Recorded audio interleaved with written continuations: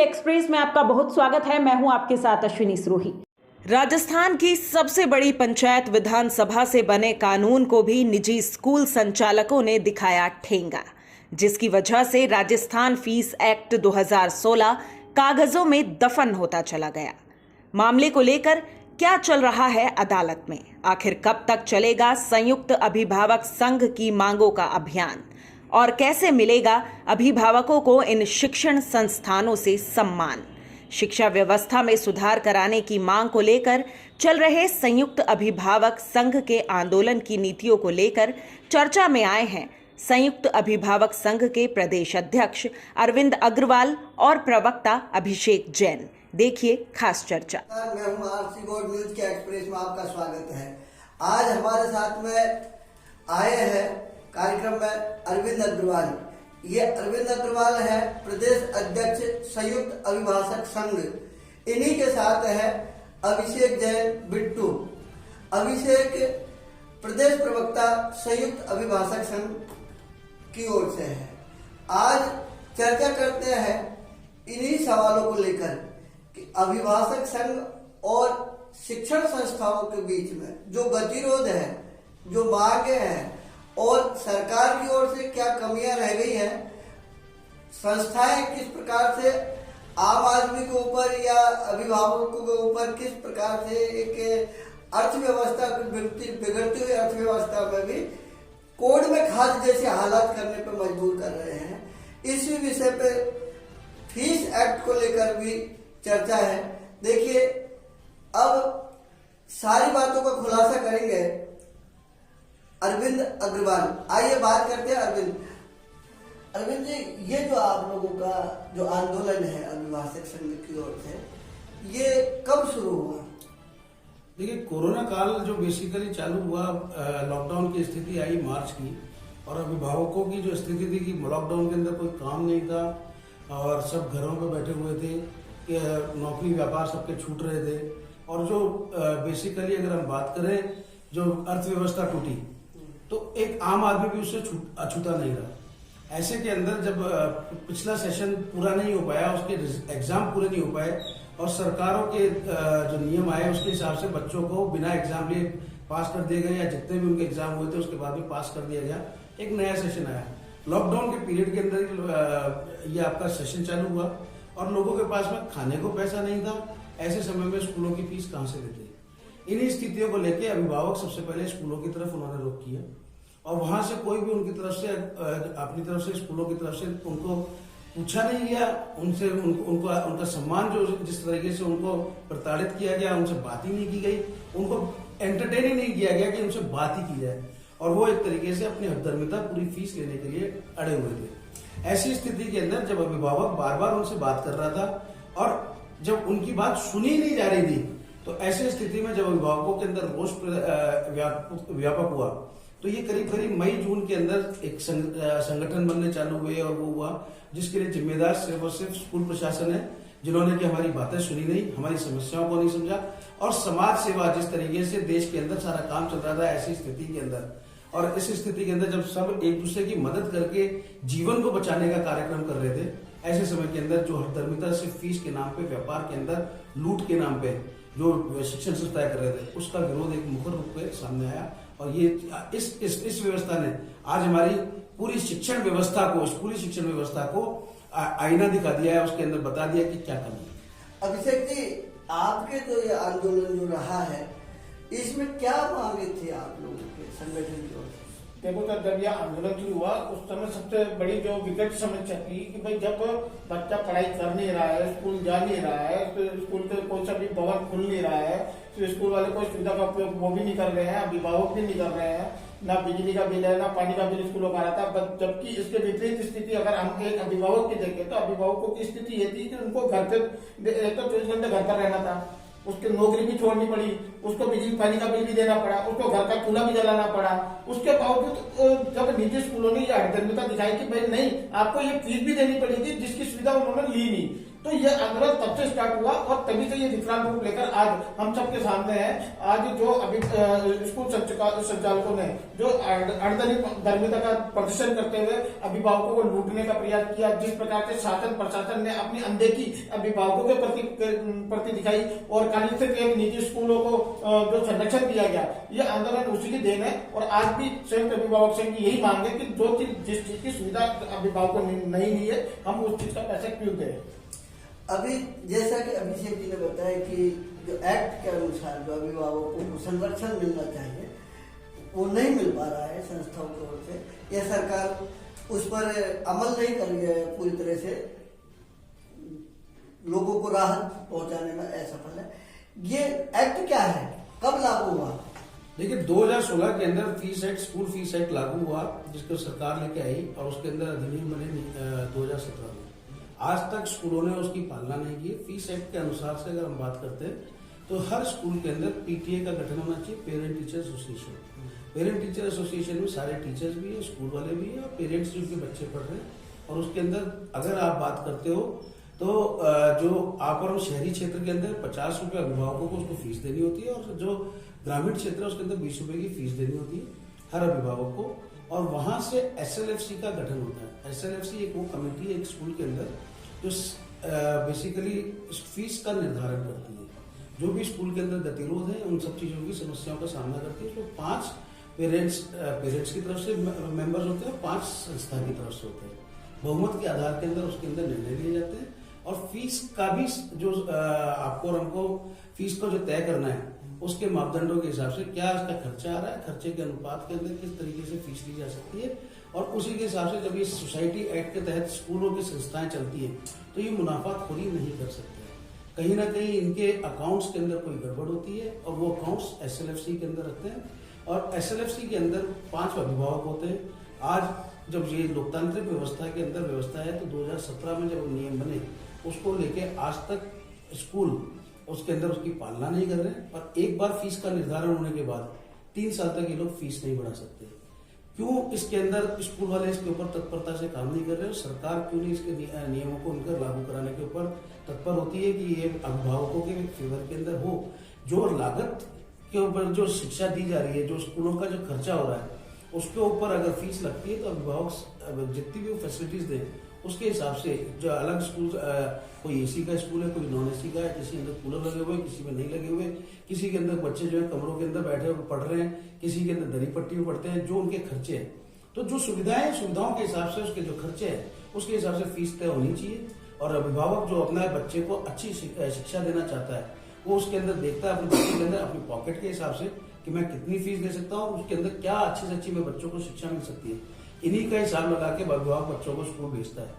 और वो फीस अगर लूटने का माध्यम बने और वो जो नियम, सरकारी नियम और जो लोकतांत्रिक व्यवस्था है उसके तहत अगर काम नहीं होगा तो उसका विरोध अवश्य भावी कभी ना कभी जब चीजें सामने आएंगी तो उसका विरोध होना तय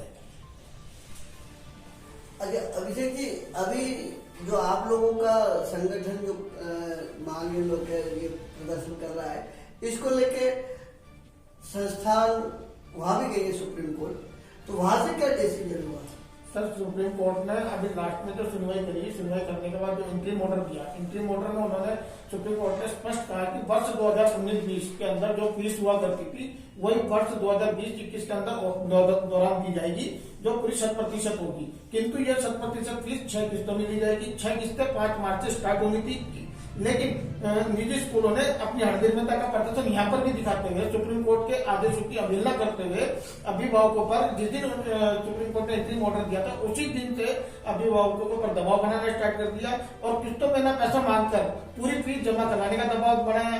यहाँ तक कि अभिभावकों को यह धमकी दी कि अगर आपने फीस इस टाइम तक जमा नहीं करवाई तो आपके बच्चों को एग्जाम नहीं देने दिया जाएगा, पढ़ाई नहीं करने दी जाएगी। बकायदा कई स्कूलों ने बच्चों की ऑनलाइन क्लास तक बंद करी। बकायदा आज भी हमारे पास काफी संख्या में रिपोर्ट आती है।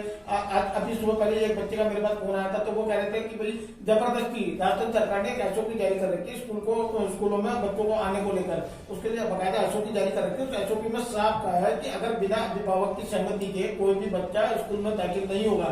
स्कूल किसी भी अभिभावक की सहमति के बिना स्कूल में बच्चों को दाखिला नहीं दे सकता।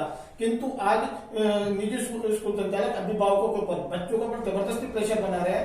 आज मजबूरन विद्यार्थियों तक को सड़कों पर उतरना पड़ रहा है। आज आप देख लीजिए, महेश्वरी स्कूल का देख लीजिए मामला, देख लीजिए सोफिया स्कूल का मामला, देख लीजिए सेंट एग्जाम का मामला देख लीजिए। कल सुबह की बात है, हमें निर्जा मोदी स्कूल के अंदर की एक घटना मालूम पड़ी थी, जिसमें अभिभावक नहीं, खाली सिर्फ बच्चे, वहां के जो विद्यार्थी है 9th 10th 11th 12th class के जो बच्चे थे, उन लोगों ने आकर स्कूल के बाहर आकर प्रदर्शन करने का प्रोग्राम बनाया था। उसकी सूचना हमें प्राप्त हुई। तब हम वहां गए तो हमने बच्चों को समझाया कि बेटा आप लोगों को ये प्रदर्शन नहीं करना चाहिए। आपके माता पिता को बोले, वो आप लोगों की शिकायत को स्कूल के अंदर रखेंगे। स्कूल नहीं सुनता है तो शिक्षा विभाग के अंदर देंगे। तो अगर वहां पे भी सुनवाई नहीं होती तो आप हमसे मुलाकात करिए, हम आपके साथ बैठेंगे, हम आपके साथ जाएंगे। किंतु जो आठगामी स्कूलों ने अपनाई हुई है उसको मुंह तोड़ जवाब हम लोग मिलकर सब मिलकर साथ देंगे।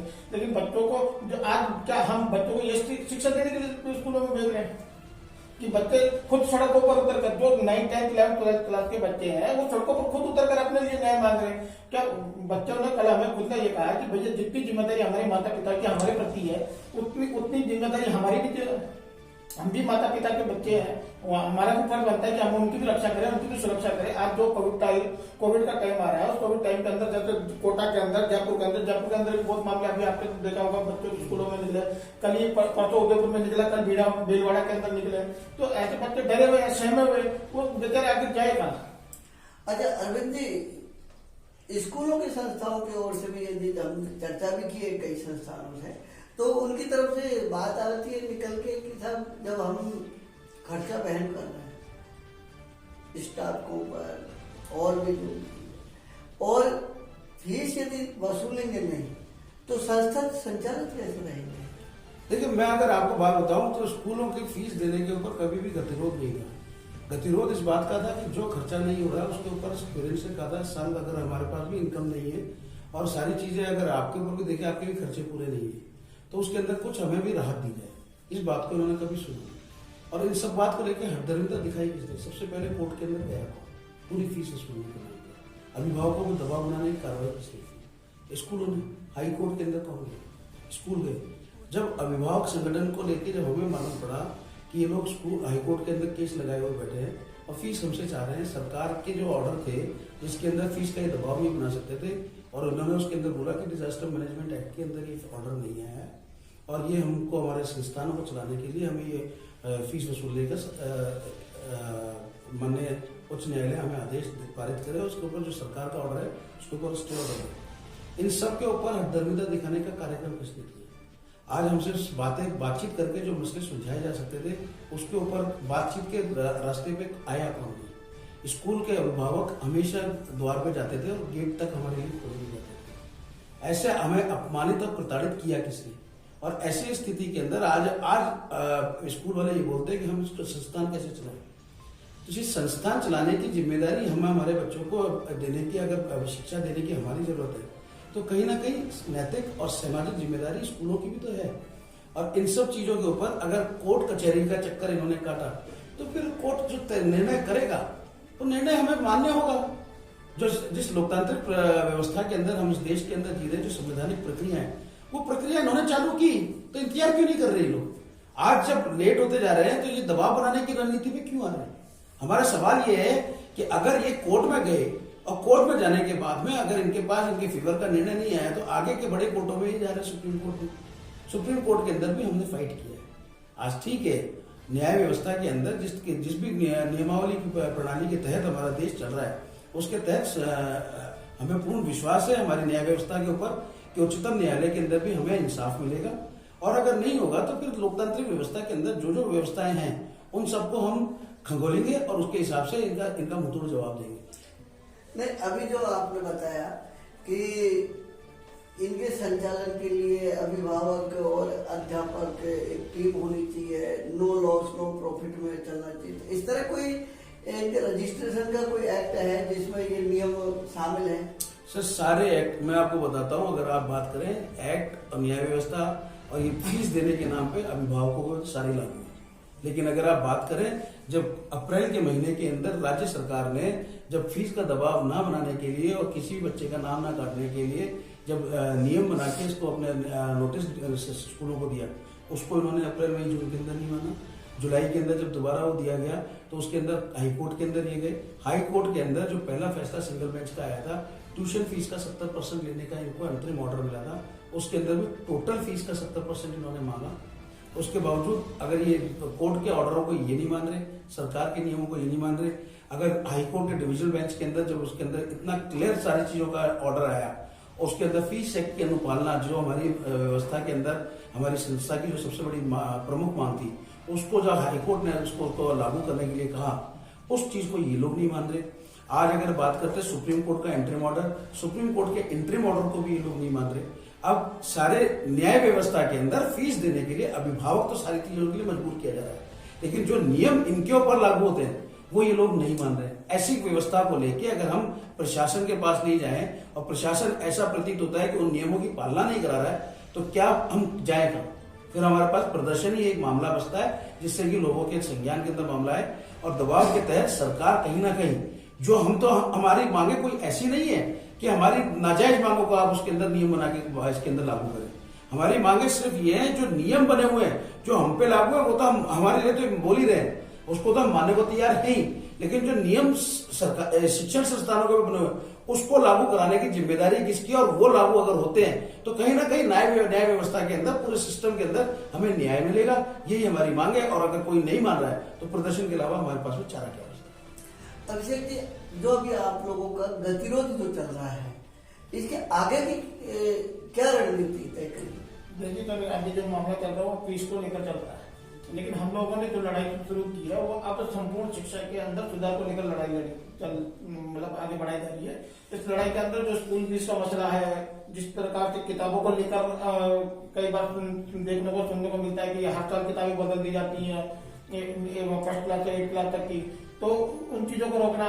स्कूल की ड्रेसों के ऊपर है, जिराबे है, टाई है, बेल्ट है, इन चीजों के ऊपर जो अत्याचार अभिभावकों के ऊपर हो रहे हैं, उनके ऊपर जिस प्रकार के पैसों की लूट जो स्कूलों ने बना रखी है, उस चीजों को रोकने के लिए हम लोगों ने इन चीजों को आगे बढ़ाने का निर्णय लिया और ये लड़ाई आगे चलेगी, कंटिन्यू चलेगी तब तक संपूर्ण शिक्षा के अंदर शिक्षा का जो महत्व होता है, जब तक कोई भी स्कूल संचालक या कॉलेज या इंस्टीट्यूट कोई भी तब तक शिक्षा को शिक्षा के नजरिए से नहीं समझेगा, तब तक ये आंदोलन जारी रहेगा। चाहे तो इसके लिए हमें सरकार तक जाना पड़े, चाहे तो प्रशासन तक जाना पड़े, चाहे हमें हाईकोर्ट या सुप्रीम कोर्ट का मार्ग अपनाना पड़े, हम सब जगह जाएंगे और एक एक अभिभावक को न्याय दिलवा कर रहेंगे। अभी जो आप लोग आंदोलन जो कर रहे हैं, तो क्या सरकार ने अभी तक सुनाई नहीं किया? सर, सरकार को छोड़िए, सर यहाँ का प्रशासन तक अंधा गुंगा बहरा बना हुआ बैठा है।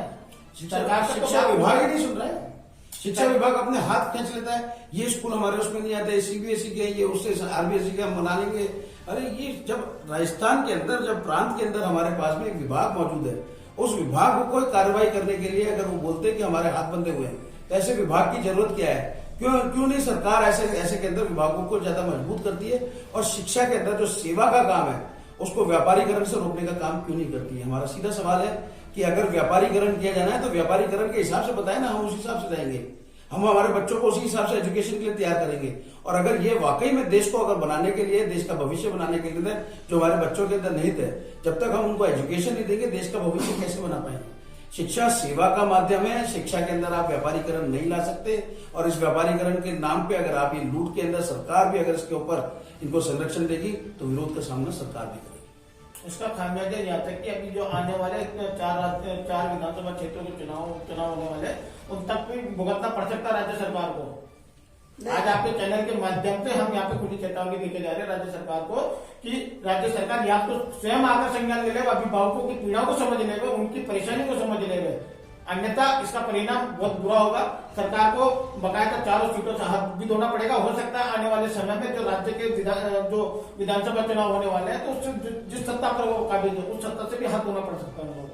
नहीं तो यदि कांग्रेस सरकार वर्तमान मौजूद है और कांग्रेस सरकार में समस्या का समाधान नहीं होता है, तो क्या बीजेपी की सरकार यदि आती है सर, तो आप लोगों की जो आवाज है ये उस समय भी ऐसी बुलंद रहेगी? ना हमें कांग्रेस से मतलब है, ना बीजेपी से मतलब है, ना किसी तीसरी पार्टी से मतलब है, ना किसी चौथी पार्टी से मतलब है। हमें मतलब है बेहतर एजुकेशन से, जो भी सरकार, जो भी पार्टी आगामी चुनाव के अंदर सबसे पहले ये अलग से बजट क्या नाम से अपना प्रस्ताव पेश करेगी कि भाई हम इन आधार पर शिक्षा के अंदर सुधार करेंगे, तब हम ये ऐलान करेंगे कि किसको समर्थन दिया जाएगा, किसको समर्थन नहीं दिया जाएगा। ये खुली चेतावनी आज इस आपके चैनल के माध्यम से यहाँ पे देखे जा रहे हैं। ठीक है, बने रहिए हमारे साथ, फिर होगी मुलाकात किसी दूसरी शख्सियत के साथ।